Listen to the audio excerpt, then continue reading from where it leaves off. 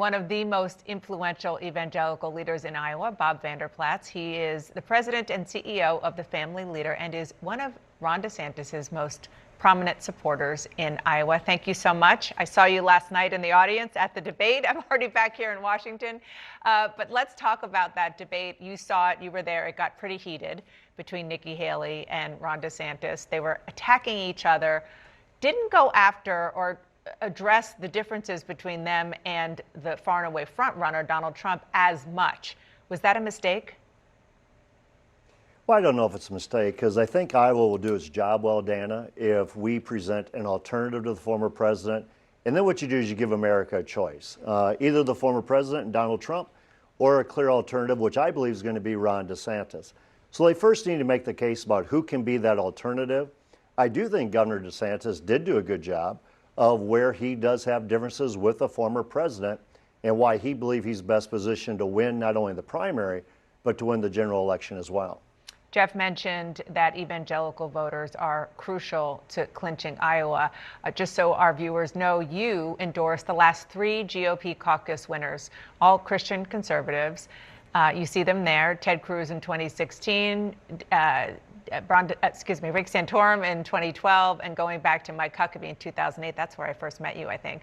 But as of now, majority of your fellow evangelicals seem to be rejecting those traditional conservative candidates and supporting Donald Trump. How do you explain that? Well, what I said frequently is that my pulse just does not match the polls, because that means if I talk to my base, every other person would have to tell me they're voting for Donald Trump.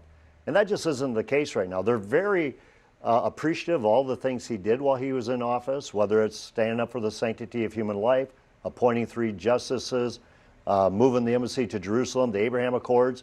But then they always follow up with a but. But I believe we need to find somebody who can win in 2024 and then lead on day 1 and lead for 2 terms. And that's usually when they're landing for Ron DeSantis. So I see Ron DeSantis really going to be able to outperform his expectations on Monday night. You wrote a piece for the Des Moines Register that said, in part, my endorsement along with my vote for DeSantis come from a friend doing what's best for the GOP, best for America, and best for Trump. If you believe that the system is being weaponized against Trump, and many of us, then a DeSantis presidency is the former president's and our best line of defense. I read that a couple of times, and I want you to explain it, because how is a vote for DeSantis what's best for Trump? If I'm Donald Trump, I would say, no, a vote for Donald Trump is best for Donald Trump. Well, I've told Donald Trump a long time ago, and I also said in that Register op-ed, I've been a friend of Donald Trump for over 12 years. And being a friend to him is that you'll pray for him daily, you'll cheer him on when he does what's right, and you'll be a voice of accountability and reason as you go through the process and move forward.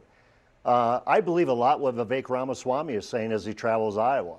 The system, Governor Christie, Lynn Cheney, they're just not going to let Donald Trump near the White House again. So therefore, we need to choose, and I believe choose well, so that we can win in 2024. I believe that is in the best interest of Donald Trump. So you stop a government being weaponized against him, and you ensure fairness of justice versus weaponized justice. And I think it's best for our party. You need to have coattails with governors, legislators, but also Congress and senators as well. And so that's why I think if you look at this analytically and you open your eyes, as Vivek Ramaswamy is challenging people all over Iowa to do, you have to come up with a clear alternative, which is best for America, best for Trump, best for the party. And I believe that's Ron DeSantis. Last night, Nikki Haley called out the man that you endorsed, Ron DeSantis, for blowing through campaign cash. There's been a lot of turmoil in his campaign and the super PAC. Does DeSantis still have the ground game, which you know far better than I, one needs to get people out at the caucuses? He really does. As a matter of fact, I've been around this, as you mentioned, for a long time. Ted Cruz had a great ground game in 2016, and Governor DeSantis' ground game is light years ahead of where Cruz's ground game was in 2016. If you ask any Iowan, has anybody knocked on your door? They'll tell you the DeSantis campaign has knocked on their door probably 5 times. But nobody from Trump, nobody from Haley, nobody from Ramaswamy. In the ground game on a frigid night in Iowa, is going to produce, and that's going to end up being the difference maker, I believe, on January 15. Before I let you go, DeSantis has said he will win Iowa. If he doesn't, is a strong second place good enough to stay in the race beyond your state? Well, a mentor of mine, former Governor Bob Ray, told me politics is all about expectations. And right now the expectation is Trump should dominate the caucuses. Nikki Haley, Governor Sununu saying they're going to take second, and everybody's discounting Governor DeSantis. I think he'll way outperform expectations, which will give him the momentum to keep moving forward. But are you predicting that he will win at this point? I'm bullish that he possibly could win, but I think he'll definitely outperform expectations. Okay. Thank you so much, Bob Vander Plaats. I really appreciate you coming on.